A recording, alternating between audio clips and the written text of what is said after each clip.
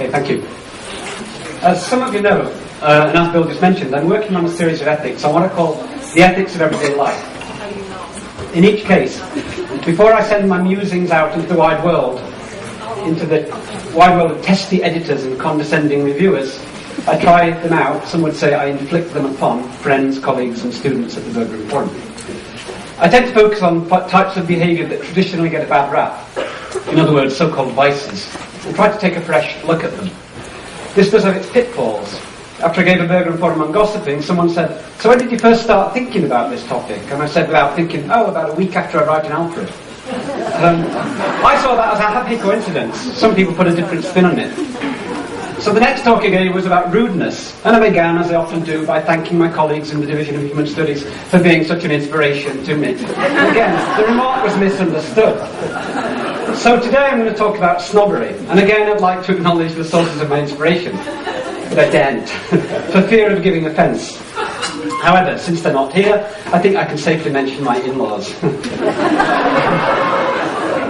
They've been very supportive for many years, wonderful folk, good, old, honest Boston folk, tracing their family tree back to the Mayflower, salt of the earth. Turning to my topic then, the first point I want to make is that the issue of snobbery isn't trivial. In this year's presidential election campaign, as in the last one, accusations of elitism and snobbery have been a major plank in the Republican Party's critique of the Democrats. In support of this, I present Exhibit A, the Weekly Standard Obama Snobbery Watch.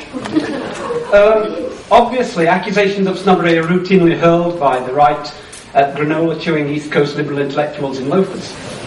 But the charge is also levelled by serious political analysts, such as John Roberts, CNN's national correspondent, who explained the Democrats' inability to gain the White House in the last 8 years as due to the fact that they're perceived as a party of secular snobs. So snobbery is also not a trivial matter beyond politics. It can make a difference in people's lives. It can open and close doors, promote or frustrate careers, start bar fights, sour relationships. The feeling that one is being looked down upon, condescended to, is familiar to most of us, and most of us respond the same way. We really don't like it. But we're all familiar with that feeling because examples of snobbery can be found all over the place. At concerts, in art galleries, in the high school, cafeteria, on the highway, at the office, and in just about every profession. There have even been rumours, unsubstantiated but persistent, of snobbery being spotted within the halls of academia itself.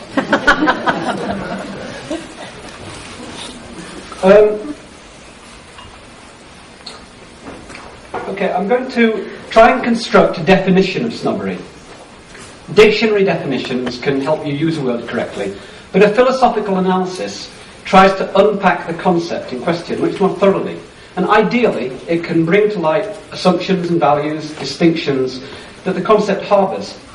And these tell us something about ourselves and our culture. Another purpose served by constructing a definition is to try and raise some interesting, challenging questions about the concept itself. One last linguistic point. You'll notice that I do use the term snobbery, not snobbishness. Snobbishness is incorrect and should be eschewed. People who use it betray the fact that they received a third-rate education at a fourth-rate college. Some examples of snobbery. I prefer to work from the concrete to the general. So let's begin by simply calling to mind a few examples of behaviour and attitudes that most would consider snobbish. For instance, some explicit statements. At Harvard we admit only the best and brightest. Only the French palate can be trusted to identify that je ne sais quoi that distinguishes the truly superior wines. Compared to Christianity, Hinduism is primitive, even childish. I prefer not to converse with people who don't know the difference between affect and effect.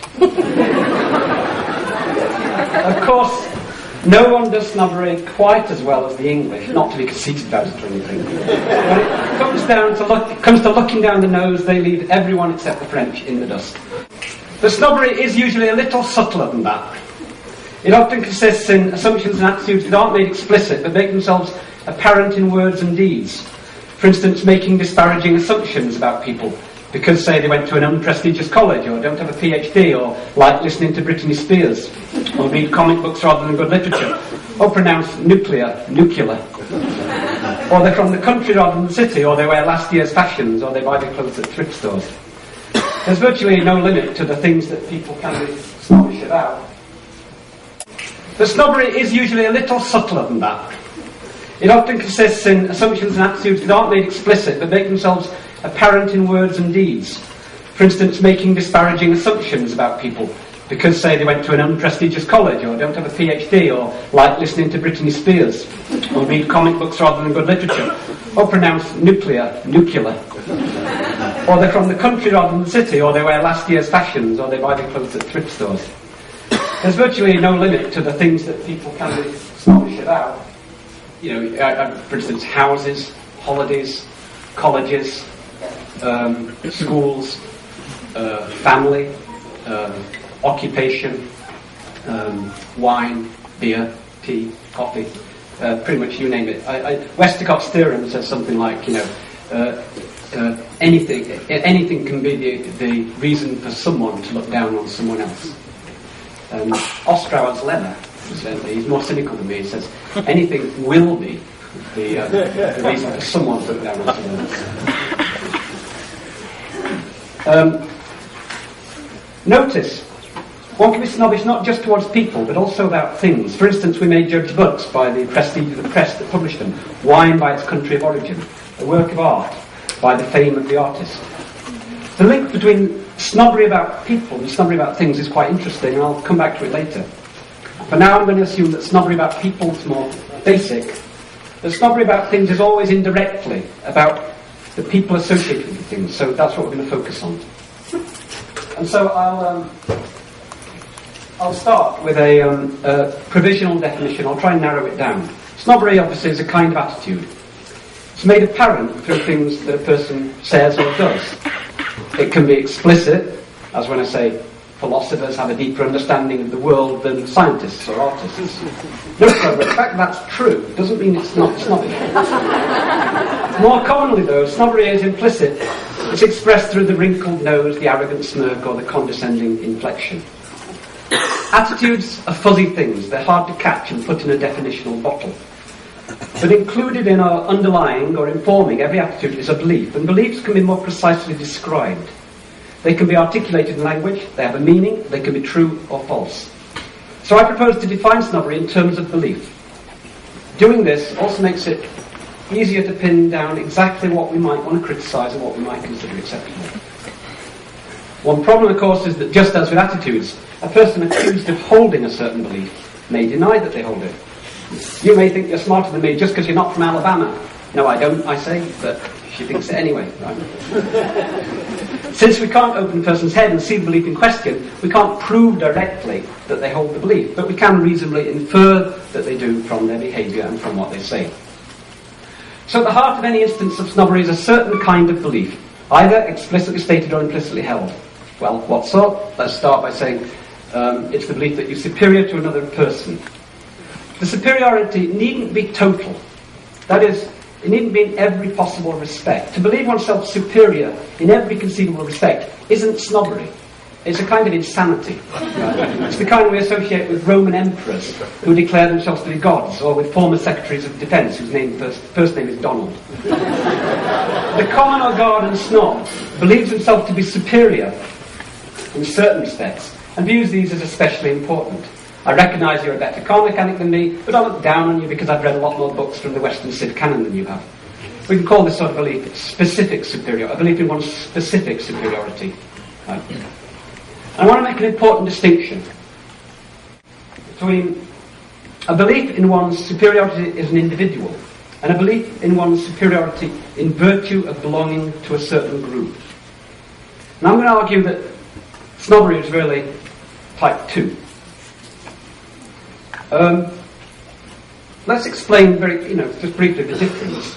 Beliefs of type 1 are really quite ordinary and quite unobjectionable. Supposing a team of people is dividing up some tasks, one might say, well, I should perhaps cut up the wood since I'm used to working with chainsaws. Someone else say, okay, and I'll do the deliveries since I know the area pretty well. Here we have claims to specific superiorities, nothing to raise an eyebrow or a hackle. Suppose, though, that the first person had said, well, I should cut up the wood since operating a chainsaw is man's work. Now, the implicitly claimed superiority is in virtue of belonging to a certain group.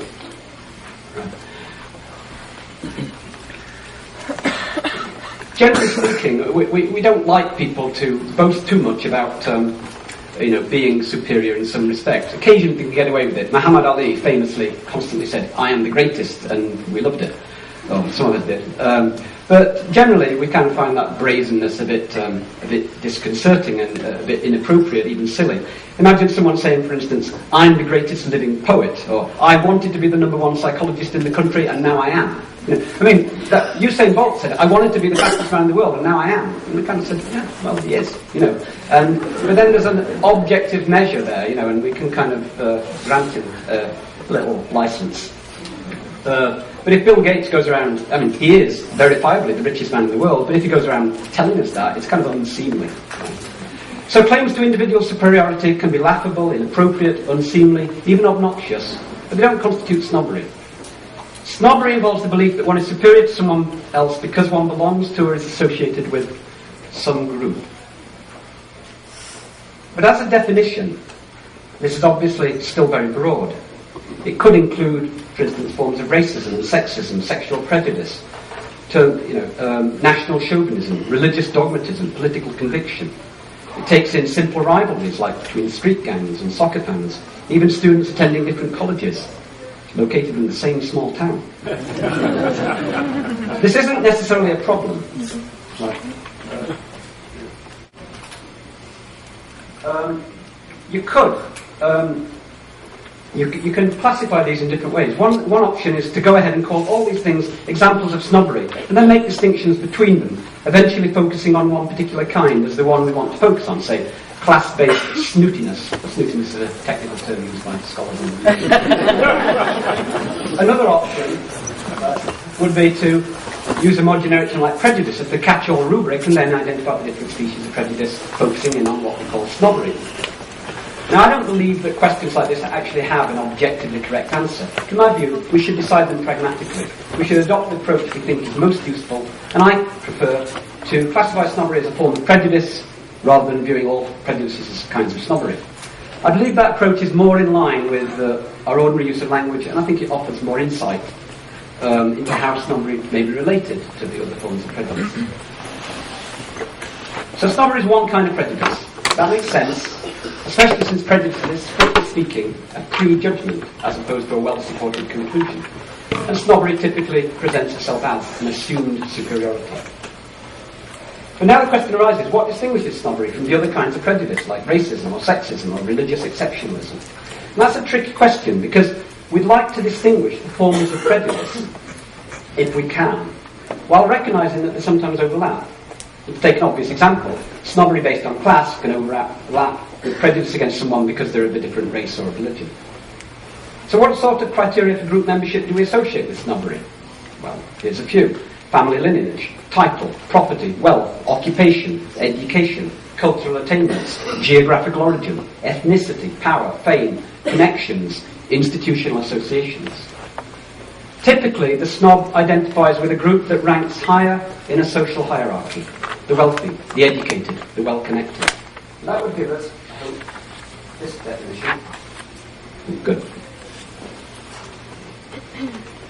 So far, so good. I think we're all following. Right? But this is another place where things aren't so simple, because social rank is sometimes in the eye of the beholder.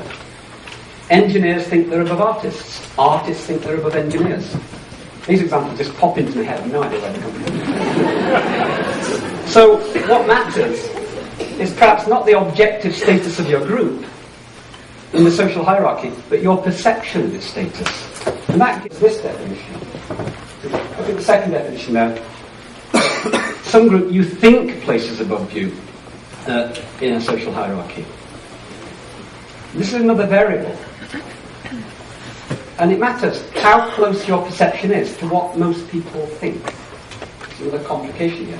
If, for instance, you think your vast inherited wealth puts you in the higher social echelons, you won't find many people arguing with you. And for that reason, if you assume this makes you superior, you will be resented. There's a clear objective basis for your attitude, so it needs to be resisted. By contrast, if you're an impoverished poet, or a member of some small exceptionalist religious cult, you may look down condescendingly on the world. The world won't mind. The world won't call you a snob. The world will just say you're a deluded eccentric. So which of these last two definitions is preferable? Again, I don't think there's a clear right or wrong answer. Consider a concrete example. Imagine a confrontation between two stock characters of American political discourse. The baseball-capped, beer-gutted, gun-toting, deer-hunting, burger-eating, church-going, flag-waving, tax-hating Republican redneck. And the fancy-suited, Ivy League-educated, polylingual, Chardonnay-sipping, brie-eating, whale-saving, gym-visiting, Europhilic, secular liberal. Now the literature are routinely accused of being snobs, that is, of looking down on the rednecks, of thinking themselves superior. But the rednecks don't admit to being inferior. I hope the term redneck is not offending anyone. I wasn't sure. I could say, I don't know, conservative or something, but I assume I'm not sure what term to use here. On the contrary, on the matters that they think are important, for instance, God, guns and gays, they see themselves, the rednecks like this, as superior. So are the redneck snobs too? In a sense, yes. And in that case, what we could do with here is one of those paradoxical Escher drawings to illustrate a world in which everyone is somehow managing to look down on everyone else. And I have funds to pay a creative art student for such an illustration of this essay when it gets published. That's a challenge. But in another sense, no. Redneck isn't a snob. The label snob, that label, sticks much more readily to the educated liberal. And this seems true, even though, ironically, it's quite possible that the liberal's political philosophy is the more committedly egalitarian, that the liberal believes more passionately in real equality. So why does the label stick to the liberal and not the redneck? The obvious answer is that it matches up rather more closely with what everyone sees to be the existing social reality.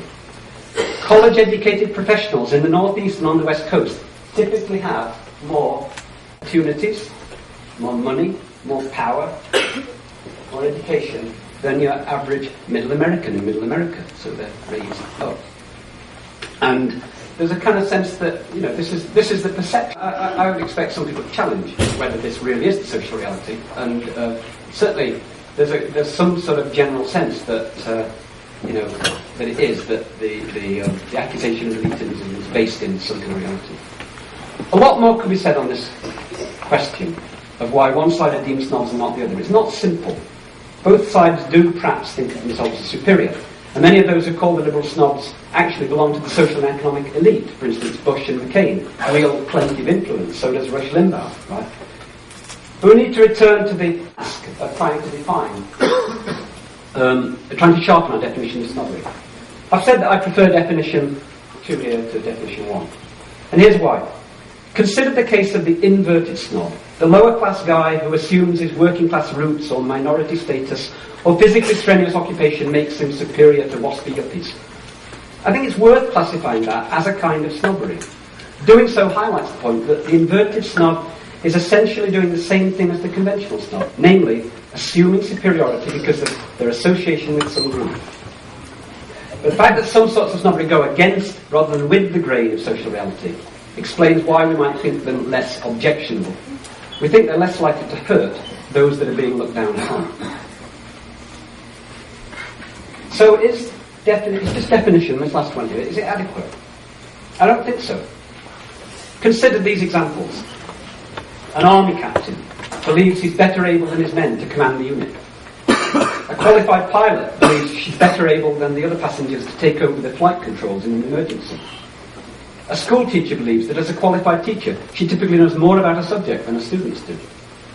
These beliefs seem reasonable and justified, yet strictly speaking, it could be argued that under definition 5, they constitute examples of snobbery. So that shows the definition needs narrowing down further. How? Well, there's still one essential aspect of the concept of snobbery that we haven't yet captured. Perhaps the most obvious feature of all.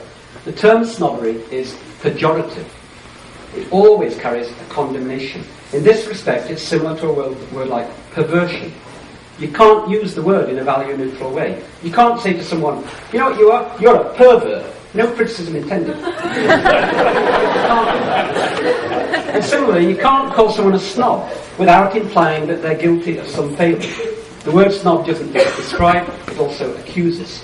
Our definition needs to capture that pejorative aspect. If it fails to, the net would be cast too wide, and we'll catch forms of behaviour we don't want to call snobbish. So let's put it in. Right, so put it in there.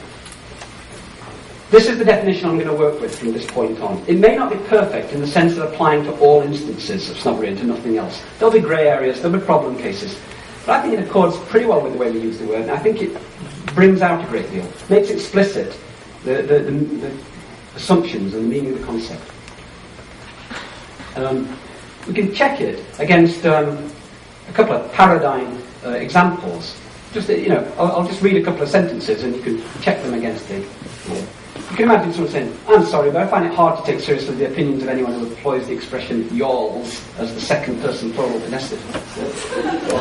I think we can safely assume that anyone who decorates their living room with pink plastic framed pictures of puppies didn't graduate from a first tier art school. Or, wealth, this is a quote, wealth is best entrusted to those who have the wisdom acquired over many generations to manage it fruitfully. Like Mr. Lehman, Mr. Merrill, and Mr. Rich. I mean, each of these, you can kind of check the boxes. I think they capture the definition. So let's turn now to this question. What is objectionable about snobbery? As I just argued, the concept is irreducibly pejorative. To call someone a snob is to criticise them. It's also true, as I observed at the beginning, that snobbery, accusations of it, can arouse quite intense emotional reaction. Sorry, snobbery itself can arouse intense emotional reaction when one is to speak, so to speak, its victim. Read the speeches of Sarah Palin. The one speech she keeps giving, the one speech she keeps giving, I should say. She harps continually on the theme that Obama is a snob, feeding her audience a sense of resentment. I'm surprised the Republicans don't have a big poster up everywhere showing Obama like Kitchener in the First World War, with a kind of Barack Obama looks down on you. That would be no Republican operative in the idea. So the next question is, well, what exactly is it that we don't object to? We need to look more closely at the sort of inference that supports snobbish attitudes. And we should note in passing that snobbery doesn't have to be derogatory. She went to a private high school, so she's academically well prepared. He's a college president, so he wouldn't break the law. No, nothing intended there, right? Here, the inference is towards something positive, but, and I rather like this one, the compliment has a compliment, so to speak. The unspoken negative implication about the products of public schools or the integrity of non-professionals is the unspoken negative compliment there. Now, I may not be threatened by such assumptions, negative or positive. I may have gone to a posh school. I now may be a college president. But I may still disapprove of something in these attitudes and in the reasoning that supports them. And to capture what I'm objecting to, and I'm sort of going to gloss over, I've sort of worked out a more complicated analysis here. I'm going to gloss over it and use this instead. I hope you can read that. A little metaphor I call the arrow of inference. I start with a datum, a plain, inarguable fact. This person, let's say, has a strong working class accent, or a strong southern accent, or hillbilly accent, whatever you want. I infer that they're from a certain place. Is that reasonable? Sure, I think it is. Imagine yourself as a Sherlock Holmes, kind of trying to deduce what you can. Next, I infer that they probably didn't go to college. Is that reasonable? I'd say yes. Right? Don't throw anything yet. Right? The question isn't whether my inference is certain. It's not certain, right? It's whether it's reasonable. Are there exceptions? Sure, but they're not that many. For one thing, going to college invariably knocks the rough regional edges off your accent. How about another inference? That their level of cultural literacy is likely to be lower than that of someone who went to college. Now we start to feel uncomfortable.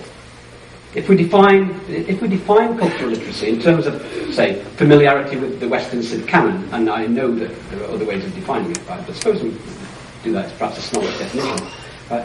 Then, again, you could possibly defend this as a reasonable inference, right? We're not claiming certainty, we're dealing in probabilities. There's going to be plenty of counterexamples. But does that mean that making any such assumption is utterly wrong? I don't think it does. I do know that it's hard to avoid making it at times. If a stranger asked me what I was teaching tomorrow, I'd have to make a spot decision based on a few very quickly made assumptions about this person. Whether to say Dostoevsky, or whether to say a 19th century Russian writer called Dostoevsky. Now, obviously, my answer there depends, which I choose, depends upon certain assumptions I'm making from the way I'm being spoken to, the way I'm being addressed. So I know that, in a way this is kind of uncomfortable, but I'm trying to be honest. What if we go on to make another inference, that the person is unintelligent? Now, I'd say we've moved into the realm of the unreasonable and the objectionable. The inference is moved from fairly to secure to decidedly dubious. But we're not entirely done. Snobbish inferences, from whatever datum they start, all tend to point to the same conclusion, although it's one that's never articulated. Nevertheless, I think we all dimly intuit it. Ultimately, the arrow's trajectory points to the idea that some people's lives and some people's well-being matter less than others. They are judged to be of less value. And this is the logical terminus of the inferential chain. Or to put it another way, this is the poisoned tip on the arrow of inference. At bottom, this is what we object to, I think. This is what we fear. This is what we feel guilty about. I think I'll come back to that at the end. Okay, I want to, in short time remaining, I want to raise two other, obviously related, issues or problems. I don't have polished answers. It's a work in progress. And I would welcome other people's opinions. First issue is what I call the unavoidability of inference.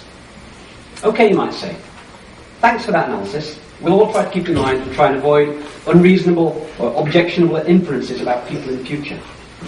There's a problem, though, as the last example illustrates.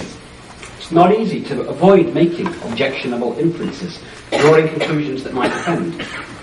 And in some cases, those inferences might seem reasonable. Take a statement like one I mentioned earlier. Anyone who plasters sentimental rubbish like this on their wall probably didn't go to a top art school. The remark might sound arrogant, condescending. But isn't it true that most people who study fine art at art school, highly ranked or otherwise, don't decorate their living rooms with large murals of puppies and ducklings playing together?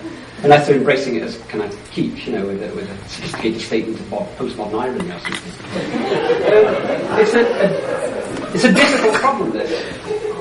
Think again about the list, which you were supposed to see and you didn't. So imagine the list of all the things that excite. That's the list. All the things that excite or support snobbery. These can be loosely divided into aspects of a person and things.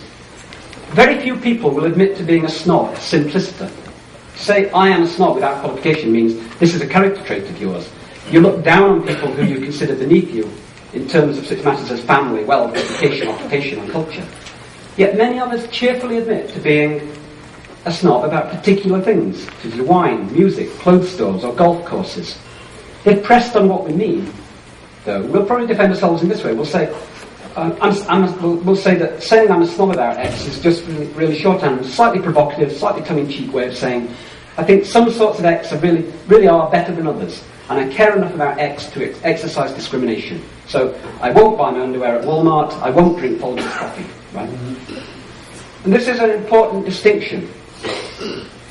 Being a snob as a general character trait, and being a snob about something. The first is essentially having a certain attitude towards people. It's the sort of snobbery we disapprove of, and few of us want to confess to it. The second is directed towards things, the kind of snobbery most of us will embrace at times. If we're asked to defend this latter kind of snobbery, we'll naturally appeal to the inherent qualities of things. Tetley tea just tastes better than Lipton. The golf course at Pebble Beach really is better than the one out on Vanderview Road. So I've heard. I've never been to Pebble Beach. Often, though, perhaps almost always, there's an ulterior reason for our preferences. As Vicky, my wife, constantly reminds me, things are signs, they have a social meaning. And what they say most of the time is, I belong to this group, not to that one. I drink French wine rather than Californian wine because I'm identifying with the old rather than the new, the culture rather than the brash, the Europe rather than the West Coast, or something like that. But here's the problem. Most of us will admit to being snobbish about things, but not to other people. Yet, can we stop the former from bleeding into the latter? I'll admit, I'm a snob about news media. I think NPR reporters and analysts are more honest, objective, informative and insightful than Rush Limbaugh. I think the PBS NewsHour is better than Fox News for the same reasons. Ditto for the New York Times over the New York Post. But how can I think all this and not conclude that NPR listeners are likely to be better informed than people who prefer Rush Limbaugh? In fact, how can I avoid thinking that they, we, NPR, are basically smarter? There are actually two questions here. There's a psychological question. Is the slide from snobbery about things to snobbery about people associated... Sorry, I'll read that again. Is the slide from snobbery about things to snobbery toward people associated with them, is it avoidable psychologically? There's a logical question. Does the slide necessarily involve an unsound or unreasonable influence? I think the answer to both questions is no. But I find that thought troubling. One thing that perhaps does something to staunch the bleeding from snobbery about things to snobbery about people is that many things we may be snobbish about just aren't all that central to a person's identity. For instance, you may look down on my enthusiasm for baked beans on toast, right? This will influence your view of my gastronomic taste, but it isn't likely to affect your overall view of me, since we don't see what we like to eat for lunch as central to who we are. It's actually, you can't put up an ordered list of features that are central to our identity, because these things change over time. Family lineage used to be important among the upper classes. A woman's skill at embroidery on the pianoforte was important in Jane Austen's circles. Nowadays, education, professional advancement and renown are much more valued. So what things we put great store by, what things we consider, really expressive of who a person is, change over time. And of course they also vary between cultures. Size of house is more important in New England than in Finland. Also varies between subcultures. Dress is more important in Hollywood than at conferences of ceramic engineers. I can't be sure of that. I'm basing it on what I've seen on the campus. For all I know, once they get together, the engineers all dress up like penguins. But typically, of course, and self-servingly, we tend to place a high value on the attributes we think we can boast about most effectively ourselves. Finally, I want to talk about the distinction between snobbery and elitism. In ordinary usage, these two terms are often used interchangeably, but they can be used to mark an important distinction, and I want to, at this point, make an important distinction. Snobbery is an attitude based on beliefs, as we've seen. It involves looking down on others. Ultimately, it rests on the idea that you are superior to them. Elitism is a position, a theoretical position, and it comes in different forms. There's, as you see there, political elitism, aesthetic elitism, academic elitism. Take political elitism. There's at least two kinds of this. There's the view that it is best for an elite group to govern. And there's the view that it's best for, there's the view that an elite are entitled to govern. I mean, medieval times, that second view, that an elite are entitled to govern by divine right or something like that, might have been very popular. Now, of course, it's dead. But, notice, the view that it's best for an elite group to govern, that may not be incompatible with belief in democracy. It depends on how you define elite. And, of course, you can hope that, men are elected. Take aesthetic elitism, the view that the art, music, literature, etc., that are valued by the cultural elite, that is, practicing artists, scholars, reviewers, critics, professors, that stuff is superior to the work preferred by the rest of society. Classical is better than country, Beethoven is better than Brittany. And you can have the other kinds of elitism too. Now, virtually, I think the most widespread elitism of all is probably coffee elitism. Starbucks coffee is better than gas station paint thinner. Read that. Virtually no one admits to being a snob in the sense of looking down on others. if I say, call me a snob, but I think jazz is better than punk, I'm not just saying I prefer jazz to punk. I'm saying, in evaluating a piece of music or a genre of music, we consider many factors: melody, rhythm, lyrics, complexity, variety, originality, emotional range, skill level required of performance, expressive power, cultural relevance, and all these things. And on almost all these accounts, jazz scores higher than punk. So, yes, you might say, I am kind of elitist about certain kinds of music over others, but I've got reasons. I can justify. I can really explain why I'm taking this view. And if you want to challenge it, fine. But let's have a real debate about this. If I simply prefer jazz to punk, classical to country, it doesn't make me elitist. But if I think my preference can be justified, that it has some kind of objective validity, then I am an elitist in some sense. Now the question we should ask is, so what? Why do we feel uncomfortable admitting this? Because we do. When I say, call me a snob, but I'm parrying in advance a criticism that I anticipate. What's the problem? Well, the problem is that we feel uncomfortable. There's a discomfort born of a certain anxiety. We worry. We worry that elitism of this sort conflicts with a commitment to equality. We worry that elitism of this sort conflicts with a commitment to democracy. We worry that an elitist view of, say, art or literature or music or whatever might lead us into the sin of snobbery, that is, being a snob as defined above, the unjustified belief in one's inherent superiority. And here I think we see the value of careful conceptual analysis, that is, a philosophy applied to everyday life. Analysis may help differentiate snobbery from elitism. It also distinguishes between different kinds of snobbery and different kinds of elitism. And it shows that while they may be psychologically and socially connected, they don't all logically entail one another. So in other words, yes, it can happen that a belief in the superiority of the New York Times or the New York Post may bleed into snobbish feelings of superiority over the New York Post readers. But it doesn't have to. You can be an egalitarian in the sense that you believe everyone should enjoy equal rights, equal opportunities, and the same measure of basic respect, and that their lives have the same value.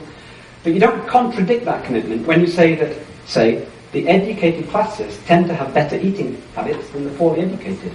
You don't contradict that when you say, when you say, for instance, you believe in democracy and you still think that it is best for power and responsibility to be wielded by people who are honest, intelligent, well-informed, experienced, and wise.